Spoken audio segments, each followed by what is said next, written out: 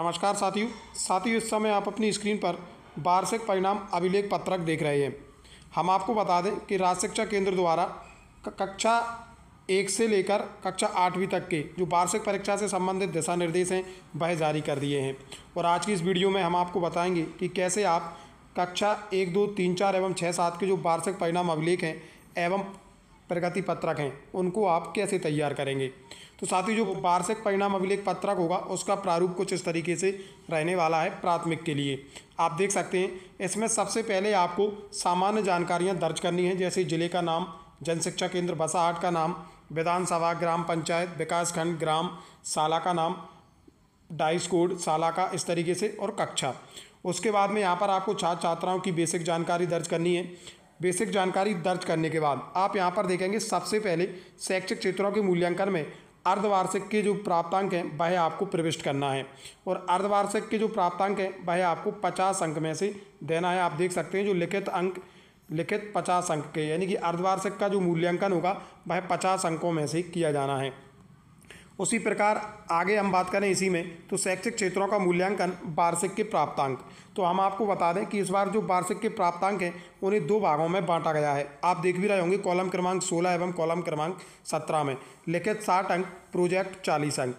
यानी कि जो लिखित प्रश्न पत्र रहेगा उसमें से आपको 60 अंक में से ग्रेड जो अंक हैं वह देना है, और प्रोजेक्ट में 40 अंकों में से आपको यहाँ पर अंक संबंधित छात्र छात्रा को देना है। इस तरीके से आप जो वार्षिक क्षेत्रों के मूल्यांकन में विषयवार छात्र छात्राओं के अंक अंकित कर लेंगे।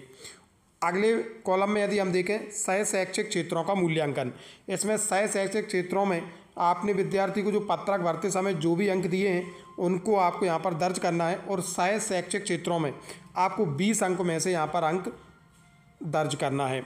उसी प्रकार व्यक्तिगत सामाजिक गुणों का जो मूल्यांकन है उसमें आपको 20 अंक में से संबंधित छात्र छात्राओं को अंक यहाँ पर देने हैं।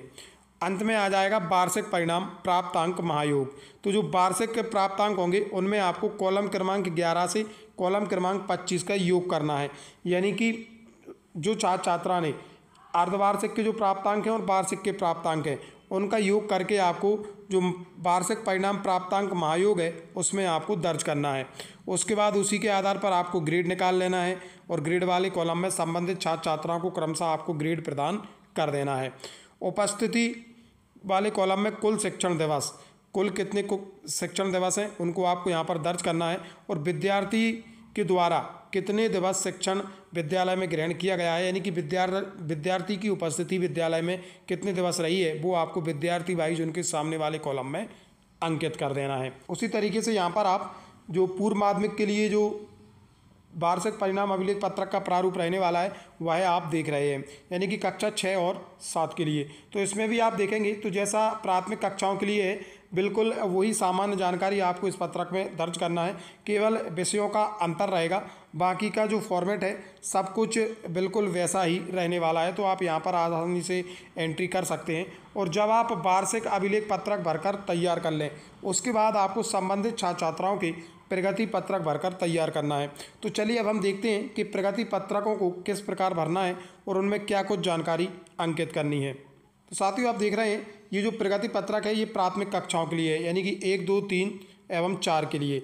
यहाँ पर आप देख सकते हैं कुछ इस तरीके का प्रारूप रहेगा, और ये प्रगति पत्रक बिल्कुल वैसे ही हैं जैसे हमने पिछले शिक्षा सत्रों में भरे हैं। यहाँ सबसे ऊपर आपको विद्यालय का नाम, राइट साइड में आप विद्यार्थी का फोटो चस्पा कर सकते हैं, और सामान्य जानकारी यहाँ पर आपको फिल कर लेना है, जैसे विद्यालय का डाइस कोड, नाम, विकासखंड और संबंधित छात्र छात्रा की जो सामान्य जानकारी है वो आपको यहाँ पर भर लेना है।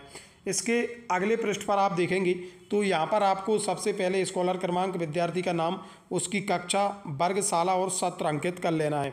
उसके बाद लेफ्ट साइड में यदि हम देखें तो सह शैक्षिक क्षेत्रों का मूल्यांकन, उसके ग्रेड आपको अंकित करने हैं। हम आपको बता दें कि प्रगति पत्रक में हमेशा हम ग्रेड अंकित करते हैं, ना कि अंक। तो यहाँ पर आप ध्यान रखें जो प्रगति पत्रक होंगे उनमें आपको केवल ग्रेड अंकित करना है। राइट साइड में हम देखेंगे तो जो शैक्षिक क्षेत्रों का मूल्यांकन है उनके ग्रेड हमें अंकित करना है। इसमें भी यदि हम देखें तो सबसे पहले अर्धवार्षिक मूल्यांकन के ग्रेड हमें अंकित करना है। अर्धवार्षिक मूल्यांकन के जो ग्रेड होंगे वो कुल 50 अंक के आधार पर प्रदान किए जाएंगे।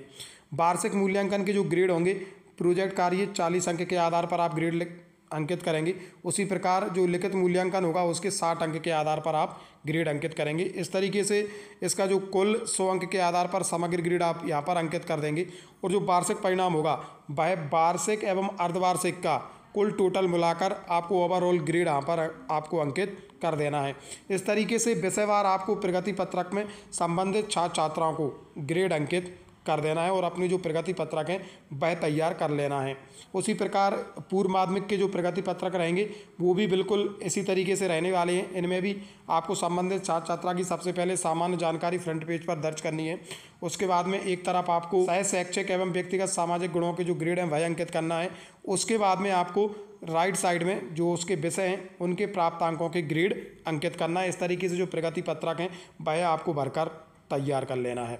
तो साथ ही इस तरीके से आप जो वार्षिक मूल्यांकन अभिलेख पत्रक है एवं प्रगति पत्रक है मैं बहुत ही आसानी से अपने शाला स्तर पर भरकर तैयार कर सकते हैं। तो साथ ही ये था आज का महत्वपूर्ण अपडेट। कैसी लगी जानकारी कमेंट बॉक्स में अपनी प्रतिक्रिया अवश्य दें और ऐसी जानकारी समय समय पर आप लोगों तक पहुँचती रहे इसके लिए आप हमारे चैनल को सब्सक्राइब जरूर कर लें। बहुत बहुत धन्यवाद मित्रों।